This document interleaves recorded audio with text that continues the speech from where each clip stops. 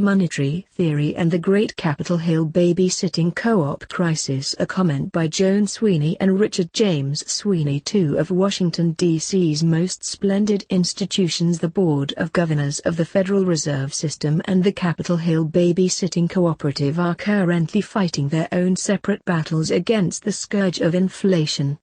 Neither seems to be winning. Whatever the lessons of the board's experience, the lessons from the co-ops are clear. 1. The co-op has been increasing its money supply, scrip, per capita, by running budget deficits, and this has generated inflationary forces. 2. However, the main commodity this scrip money buys is babysitting time, and the price of babysitting is constitutionally pegged at 1 unit of scrip for every 1/2 hour of babysitting. Hence, this system of price controls means the inflationary pressure does not drive up the scrip price of babysitting, inflation is suppressed, and shortages are found. 3. The political process of rectifying the situation holds little hope. Few members see the problem as fundamentally monetary, but instead believe others are not doing their part in removing the shortages. For the uninitiated, it may help to know that there are several forms of babysitting co-ops. One popular form is the bookkeeping system. In the most rudimentary version, members earn 1 credit for each hour of sitting, and lose 1 credit for every hour someone tolerates their kids. A co-op at this stage develops rules for fairness, usefulness, for expediency, and to make the thing go at all. For example, people want to go out on Friday and Saturday more than on other days. Either there are rules if you go out on weekends, you must sit on weekends, or there are awards time and a half on weekends. And, of course, there must be rules to keep people from moving away when they're down on hours. The major alternative to the bookkeeping system, if there are many people involved, is a scrip system. The scrip is pieces of heavy paper. In the Capitol Hill Babysitting Co-op, a splendid organization to which we belonged for 2 years, notes, comments, and replies, 87 unit of scrip pays for 1/2 hour of sitting time. There are good reasons for preferring scrip to bookkeeping. An arithmetic bookkeeping mistake will show members as a whole ahead or down in hours, and the problem can be hard to resolve.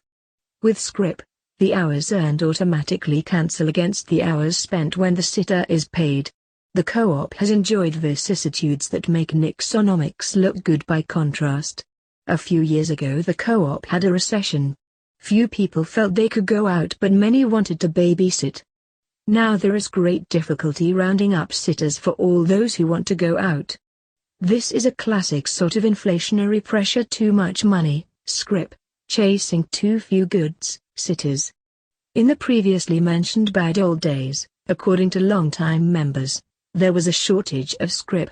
There was so little scrip to go around that holders were reluctant to squander it by going out. Those who wanted to go out but didn't have scrip were desperate to get sitting jobs. The scrip price of babysitting couldn't adjust, and the shortage worsened. The co-op even passed a rule that everyone must go out at least once every 6 months. The thinking was that some members were shirking, not going out enough, displaying the antisocial ways and bad morals that were destroying the co-op. Hence the bylaw to correct morals. This tacky coercion naturally failed to solve the problem, but created excessive heartburn all around. In the end, despair forced resort to monetary policy. Each current member was given 10 more hours of scrip. New members had been given 20 hours and required to pay back 20 when leaving. Now they were given 30 and required to pay back only 20. And, behold, just as even our monetary authorities might predict, were they given to accurate predictions, the problem went away. There shortly arrived a balance between those who wanted to go out and those who wanted to sit. A golden age, on a minor scale. Those people who previously hadn't wanted to go out must have changed their morals, or maybe it was the 10 hours all around. Whatever the cause, the golden age lasted only a couple of years. Golden ages are like that. Maybe morals deteriorated, or perhaps the scrip was again out of whack. Now the problem was that more people wanted to go out than to sit.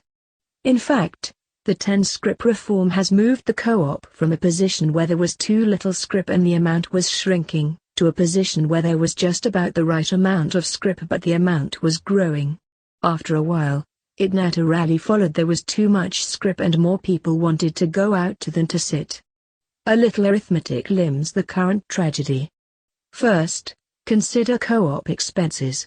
Each monthly secretary, the poor person who gets all the requests for sitters and tries to fill them, receives 1 hour per month for every member family in his section, and there are now 4 sections. Using the average membership of 150 for 1973 for convenience, these monthly secretaries cost the co-opers 1,800 hours per year. The officers of the co-op are even more underpaid. They earn 102 hours per year. So with 150 members, yearly expenses are 1,902 hours. But each member family pays yearly dues of 14 hours, so total co-op income is 2,100 hours per year. With no membership turnover, then, co-op outgo would be 1,902, and the amount of scrip outstanding would fall by 198 hours per year. So if the amount outstanding this year is just right, next year it will be 198 hours too small. Since 4,500 hours, equal to 30 hours times 150 members, are initially outstanding, in somewhat under 30 years there would be no scrip outstanding. No one could go out. Do I hear a small voice saying all the children would be grown anyway?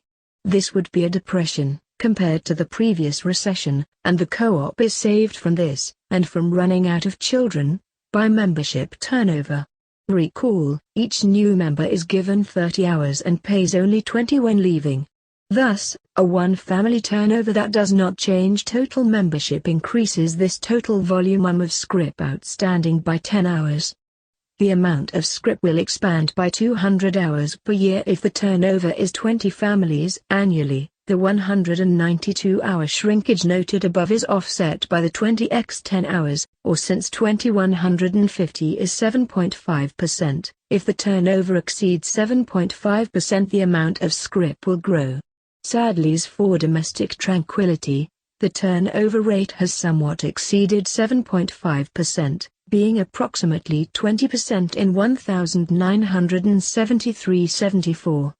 Now, whoever promised that 7.5% would always be it? Indeed, given ups and downs, how many years in a row above or below 7.5% can the co-op take before it falls apart, even if the average is 7.5%?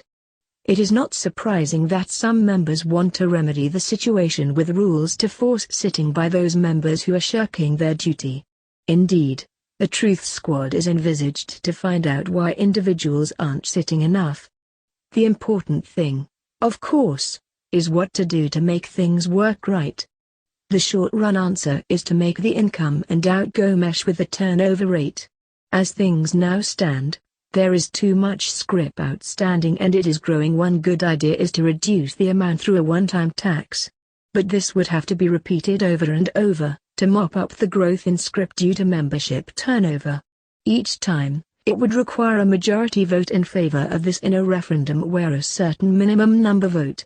Unhappily, the minimum number seldom votes in the co-op's referenda. Sadly, giving more discretionary power to the officers, or changing the charter generally, also requires a majority with the same minimum number of votes. Oh, how often does voter apathy tie the hands of those who serve? If the officers had the power of the United States President, what might they not do to improve welfare and well-being? It seems unlikely the co-op would be taken over by evil people to abuse power. There are better outlets in town for that sort of thing. But it does seem that even good-hearted people can err in their policies. Consider the good-hearted people, by and large Washington lawyers, who designed the co-op's economic system. The rules fill 7 pages of legal paper, single-spaced. The proponents of a truth squad to make sure members sit often enough seem also to have hit on the wrong solution. The monetary nature of the co-op crisis is clear, to you and us. The recession inflation seesaw developed when the number of units of scrip per member got out of line. Very well. Get it back in line and see to it that turnover and growth, or shrinkage, cannot change this ratio. There are lots of ways to do this, though the tendency to look for moral failings as the cause of difficulties makes discretion in the hands of the officers more than a bit iffy. One way to cut the knot is to fix the number of units per member at an amount that seems right on the basis of past ups and downs, and freeze the ratio there. Of course, the ratio may be a little off and the best ratio may change from time to time. But this may merely be the cost of avoiding a conversation grilling you about why you haven't sat for 4 weeks. Unfortunately, the co-op members seem not to understand all this. When crisis finally stirs the majority to action, who can say monetary wisdom will prevail? There are a few practical morals to draw from this unhappy tale. One is that the co-op is an organization of persons, with social and personal relations, and it's also an economy. It is simply foolish not to design the management of the economy right to begin with. The main lesson may be that there is an economy embedded in many social relationships, and while a well-run economy is no guarantee of love and peace and happiness, a poorly run economy may well prevent these goodies. Now, if good-hearted people in an area that offers little scope for chicanery can so bungle economic management, can we really be surprised at the results of turning our economy over to the tender mercies of political experts? Indeed, unlike the co-op, the national economy seems virtually indestructible, not having died yet.